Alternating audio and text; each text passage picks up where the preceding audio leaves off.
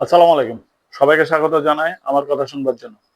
BNP তার নির্বাচনী ইশতেহারে বলেছিল 2034 সালের মধ্যে বাংলাদেশের অর্থনীতি $1 ট্রিলিয়ন উন্নতি করবে। এই $1 ট্রিলিয়ন যদি উন্নতি করতে হয় তাহলে অবশ্যই ইনফ্রাস্ট্রাকচার ডেভেলপমেন্ট মাস্ট।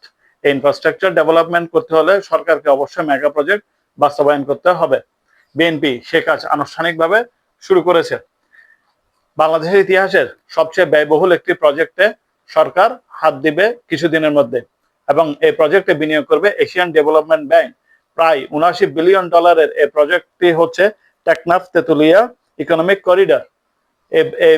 এই প্রকল্পের মূল লক্ষ্যই হচ্ছে 10 ঘন্টার মধ্যে দেশের এক প্রান্ত থেকে অন্য প্রান্তে কার্গো ডেলিভারি দেওয়া।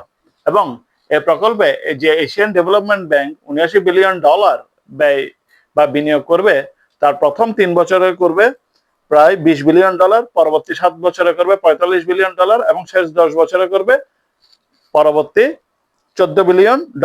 এই হাইওয়ের 100 কিলোমিটারের আশেপাশে থাকবে অত্যাধুনিক ইকোনমিক জোন, প্রায় লম্বালম্বি সোলার প্যানেলের বিদ্যুৎ ব্যবস্থা এবং সুপার ইলেকট্রনিক ট্রেন ব্যবস্থা। যেটা বলা হচ্ছিল, এই প্রকল্পের মূল লক্ষ্যই হচ্ছে 10 ঘন্টার মধ্যে দেশের এক প্রান্ত থেকে অন্য প্রান্তে কার্গো ডেলিভারি দেওয়া। অর্থাৎ যে আম রাজশাহী বা সরু চাল উত্তরাঞ্চলে উৎপাদিত হয়, আলু উত্তরাঞ্চলে বাম্পার ফলন হয়, সেগুলো 10 ঘন্টার মধ্যে চট্টগ্রাম বন্দরে ডেলিভারিতে আসা। আবার এই অঞ্চল সমূহের বর্তমানে অর্থনৈতিক মূল্য হচ্ছে $32.32 প্রায়। কিন্তু এই অর্থনৈতিক করিডোর যদি তৈরি হয়, এশিয়ান ডেভেলপমেন্ট ব্যাংকের স্টাডি বলছে 2050 সালের মধ্যে এই অঞ্চলের সম্মিলিত অর্থনৈতিক আউটপুট হবে প্রায় $280 বিলিয়ন এবং 2036 সালের মধ্যে এই করিডোর যদি বাস্তবায়ন হয় 1 কোটি থেকে 1,50,00,000 মানুষের কর্মসংস্থান হবে। এবং এই অর্থনৈতিক করিডোর চালু হলে বাংলাদেশের জন্য অপার সম্ভাবনা তৈরি হবে।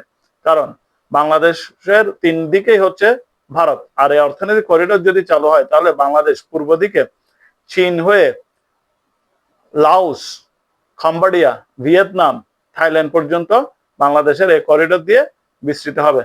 তা আশা করব সরকার এই প্রকল্প খুব দ্রুত শুরু করবে এবং এশিয়ান ডেভেলপমেন্ট ব্যাংকের মাধ্যমে যে বিনিয়োগ হবে সে প্রকল্পের টাকা যথাযথ খরচ হবে। আল্লাহ হাফেজ।